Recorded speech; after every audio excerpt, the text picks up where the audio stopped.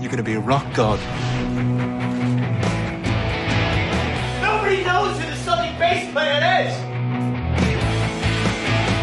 Charlie's understanding of Driveshaft and Dom, the actor's understanding of Driveshaft, is slightly different. So I think Charlie thinks that his band are a little bit more important than they actually are. He's under the impression that his first album was kind of like Oasis's first album. You know, critically acclaimed, didn't sell big numbers, but, you know, in the industry, people gave it respect. What I think Charlie gets confused with is this idea of being on TRL a couple of times in America and maybe being in the top 20 and having a little run of things over a summer. He thought that, you know, they were turning into the new Radiohead or the new Oasis or the new Verb, whereas they're actually probably more of a one-hit wonder than he would like to admit.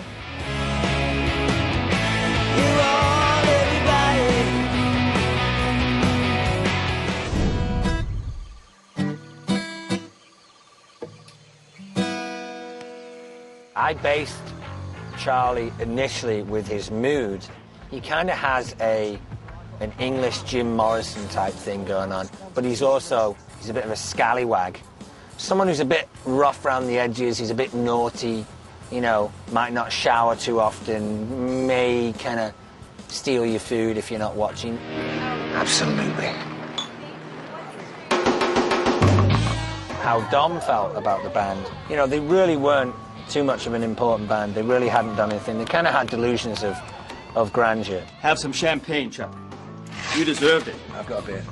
I think Charlie is the most artistic in the band. He's the guy who writes the songs. He's the guy who wants to go somewhere. What the hell was that? Another kick-ass show. You were bloody brilliant. I sing the chorus to You All Everybody. Oh, yeah. Sorry. It's like... His brother Liam is more into getting the girls and getting enough money to fuel his drug habit and having fun and, you know, just trying to run it out as best he can. Have you ever heard of Driveshaft?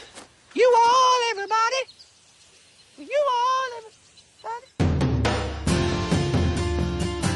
We knew that we were going to have that song that Charlie's character was singing, the Driveshaft song, and we had no idea what it was, and it was something we thought we'd write. We were talking to Dom about possibly coming up with a song. JJ and Damon actually said to me that if I wanted to write a song, they would consider it.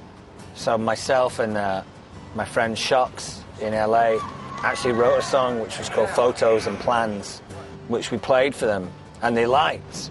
Didn't actually make it into the show. Years ago, Matt Reeves, who's one of our oldest friends, had been watching an episode, I believe, of Phil Donahue, just so you understand how many years ago. Where this woman basically stood up in the audience, and I can't remember exactly what she said, but she said, it's like, you all, everybody, acting like it's the stupid people wearing expensive clothes. We'd be sitting in, they call it Video Village, where all the monitors are and where we spend a good portion of our day, where we hang out in between everything getting set up. Non-stop would be saying, you all, everybody, acting like it's the stupid people wearing the expensive clothes. And everybody would crack up. It's like, what does that even mean? What is it? You know? So it was just like, you all, everybody! Like, it just became sort of an inside joke. So one of the things is we kept saying, like, JJ, we have got to write, you know, what Driveshaft's song is. At one point, in a delirious stupor, we realized, we had said it so many times, that had to be the song. And on the spot, with Don, our script supervisor, we wrote down all the lyrics of You All Everybody. Then on the day that we were shooting, Charlie and Kate and Jack walking up, and Charlie first starts humming it to himself. And Kate's like, where do I know that song from? You know, that was the day that the sort of melody was generated. JJ, like, kind of hummed a tune to it. JJ was just sort of sitting and goes, You all, everybody. You all, everybody. He's like, just do that, you know, and that was it. I based the voice in the pilot on when Prince puts on his female voice for when he sings, like, If I Was Your Girlfriend on Sign of the Times. He kind of affects this female voice. And Beck does it as well. You all, everybody. You all, everybody. So I just thought, well, I'll have a laugh because I don't really know what this song's going to be, so I may as well do the harmonies, which is why it became this, you all, everybody, which actually isn't, you know, what it eventually became in episode 5, The Moth. You all, everybody. You all, everybody. Acting like it's But we just took the exact lyrics from that talk show and turned it into a song. We gave it over to this songwriter called Jude.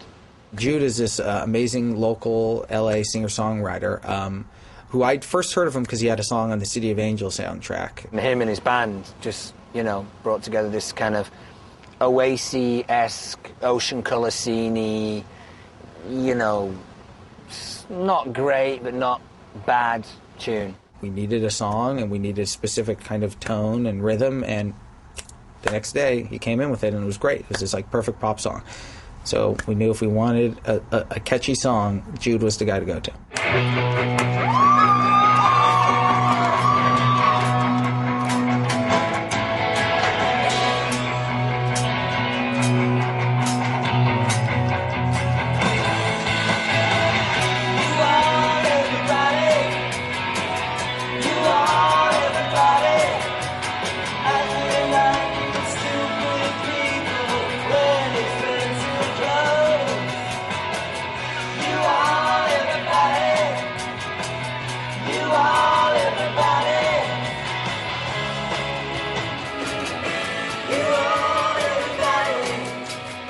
Rock and roll, mate. Like last night, and the night before, and the night before.